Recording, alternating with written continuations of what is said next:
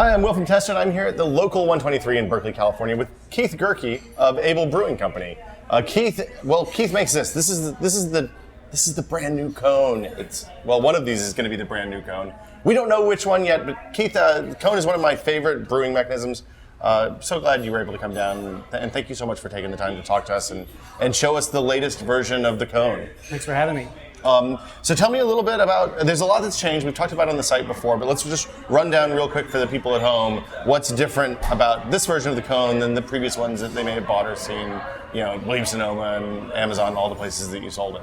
Yeah, the biggest version that you can notice just by looking at it is this black rim. It's FDA-approved injection molded plastic, and what it does is it adds structure, integrity to the filter, so it keeps its true shape, and you can invert it and knock the grounds out easier into your compost, not damage the filter, or when you're cleaning it, you don't have to worry about getting any sort of paper cut. Okay. I didn't ever bleed myself with the old cone, but it's good to tighten it up a little bit there. You didn't bleed cone. No. And so it just makes it a little bit more, handling friendly, and then just keeps that shape so you don't have any warping. The cone wanting to go back to an oval. Since it is a flat piece of stainless made into a cone, it wants to go back flat, its original shape. So adding that rim keeps it a circle on top. It's like the roof of a house. It holds the walls together. Exactly, yes. Very cool. I also noticed that the point on the cone is gone. Yes, the first and second version were having these. The tip was having a little bit of a slit happening due to manufacturing tolerances, and also this really sharp point because of being a true cone. So, wanted to flatten that, make it safer, and also create a better seal. So a stainless slug was dropped in there and welded.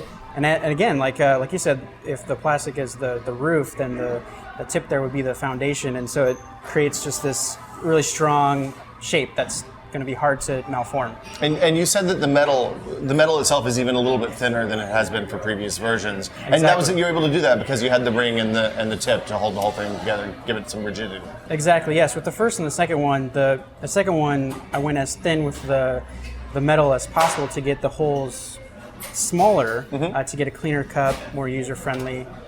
The plastic allowed for the stainless to be thinner material. Allows for smaller holes, cleaner cup, more clarity and flavor. So, a couple of other things have changed. The hole pattern is new, and I know we have two different hole patterns and two different hole sizes here. Yeah. You're still locking it down. But it's between those two. I've tasted both. I've tasted coffee from both, and they're both fantastic. So thank you. I think you're probably okay either way. But maybe can you describe a little bit of the differences between the two? I think the one you're holding has a little bit larger holes than the one here on the table. And what that does, it's a little bit easier to clean. The holes are actually going to be etched better and more consistent, and you're not going to have this phenomenon of choking. So choking is when the holes get clogged up and the coffee just sits in the bed for too long. You get over extracted coffee. Yeah. So what happens if you ground coffee and it's just at the tip here, and you're pouring pouring water over the ground coffee too fast, you could physically choke the filter, and then it just wants to drain really slow. And that's if you get too small of a hole or not enough holes. Okay. And so it's this balance between hole size and amount of holes to get flow rate. But what I love about the filter here with a little bit smaller holes is the cup is really clean, the clarity's there. It's a love-hate relationship so far for me for that filter, because if you leave coffee in it to let it sit, maybe overnight, you forgot to clean your cone, the next morning you're trying to clean it for your next cup of coffee, the grounds have dried and have almost seized in that hole, and so you really got to get in there with a sprayer to get those holes free. So one of the things that's exciting to me about this version of the cone is that it's more, I watched you make coffee, and you use something that's much closer to a traditional pour-over technique like you'd use with a V60 or a normal Chemex with a paper filter or whatever. Previously, the goal was to pour the water as slowly as you could into the exact center of the cone and let it filter out, so to reduce kind of agitation in the grounds. And that seems to not be the case anymore. No, yeah, so in that case, it's a little more user-friendly.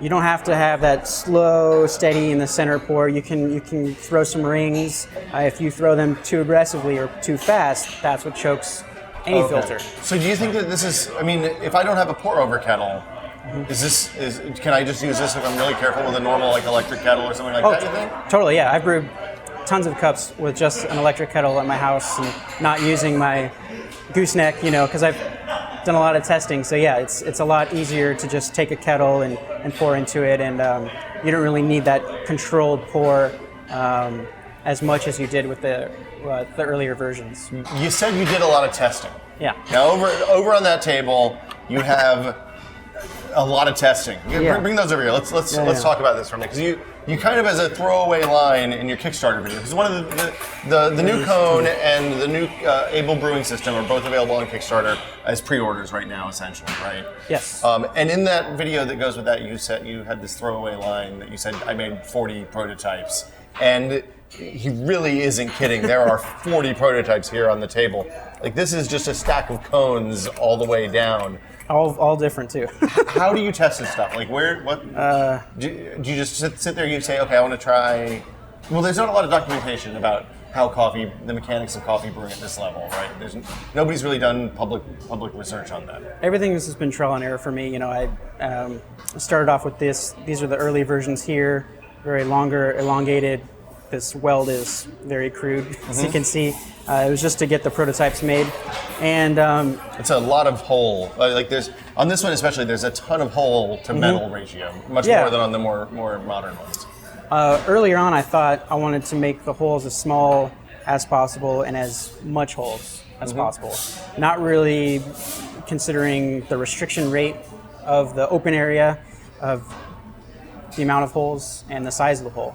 And so over time, I've been sort of playing with the size of hole and the amount of holes to have the filter have a restriction value, just like paper has a little bit. It's not just water running, free flowing. So yeah, trial and error. A lot of coffee I've brewed, tons of brews of Chemex that I've never even tasted, just because I was just testing flow rate of how fast does that drain when I'm pouring at this rate of pour, this grind size. It's like talking to people about, okay, what grind size do you use for Chemex? And then getting a sample of that, and then going home and matching it up. But everyone has their own preference in coffee brewing and taste and food and drink of how I want, which type of coffee I want to brew, what I like. Do I like a light roast, a dark roast, an Ethiopian, a Central American?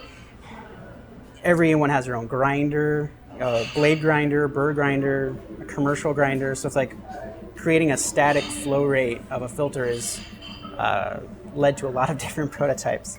Well, it's really cool stuff. You have, so ablebrewing.com just launched. You have the Kone, if people want to buy it, it's on the Kickstarter right now, and I think it's $15 off what will be the eventual price if they pre-order. Yeah, right now it's $45 with shipping included in the States. And that'll be out in August, I guess? August-ish? Production starts next week. Okay. Pending my approval. Either A or B. Huh? Either A or B, yeah. And then let's talk about the brewing system a little bit. I wanted to create a brewer around the Kone to showcase the Kone's coffee. Maybe take what my own sort of interpretation of a manual brewer, making it out of ceramic, nice thick walled, walls that are going to retain heat, that are going to break a lot less or maybe never.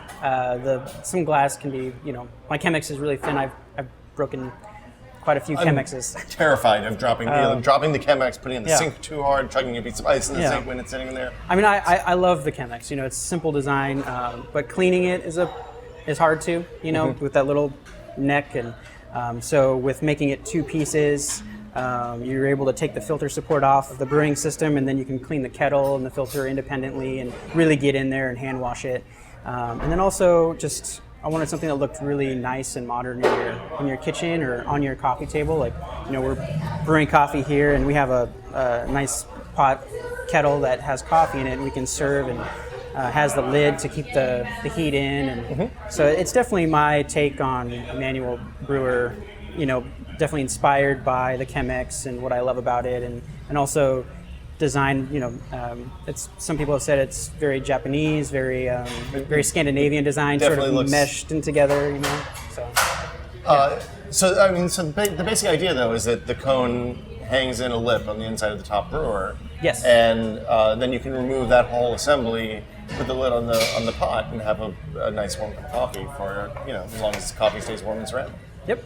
Let's talk a little bit about how you got started doing this, because it's interesting. I always love to hear when I hear about people making things that maybe aren't traditional kind of industrial design or whatever. How did you get started with metal filters and reusable metal filters? It started off just at my house making Chemex coffee. With my wife every morning. That was our preferred way to make and drink coffee was Chemex, and running out of paper filters, and then wanting to have a reusable filter. I bought the ones that were available. Bodum, right. Swiss Gold, and with proper use and care, you can make beautiful coffee with those. They're not designed to fit into a Chemex, so you have to use their own brewer or just some sort of thing. Figure out a way to wedge it in there. Yeah, they're almost designed for automatic machines, with that truncated cone design. Right. So wanted something that was a true cone to fit into the Chemex, to use with the Chemex.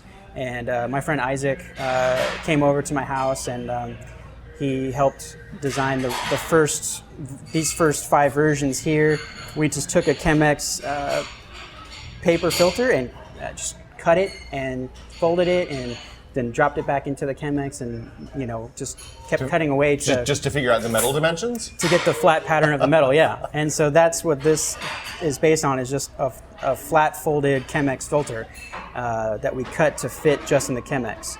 And then we took that flat pattern and we teamed up with this company in the East Coast and gave them that, and they had to drop in all the holes, and that's where it started. And I've just teamed up with some really great people since then. My engineer has taught me a lot of what I can and can't do. And a lot of that is just me asking a ton of questions to the people that are actually making these filters, that have all the experience of what you can and can't do with photo etching.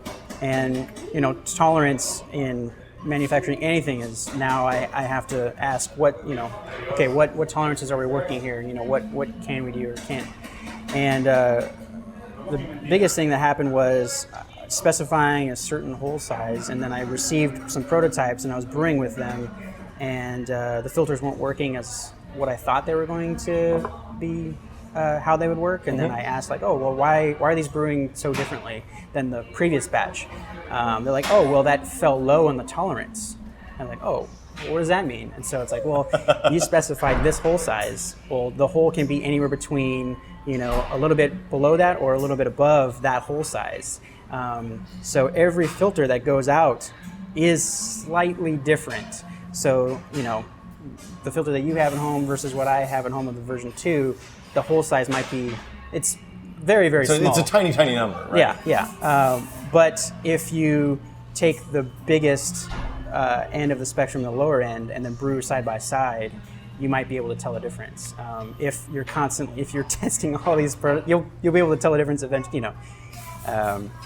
Just the small details, getting really in there and picky. Well, it's fantastic, Keith. I can't wait to get my cone, and we'll be back with more, of course, from Abel. Thanks to Local 123 for letting us shoot here today, and it's always a pleasure to see you, Keith. Yeah. Thanks, wonderful Will. to see you. Thank you.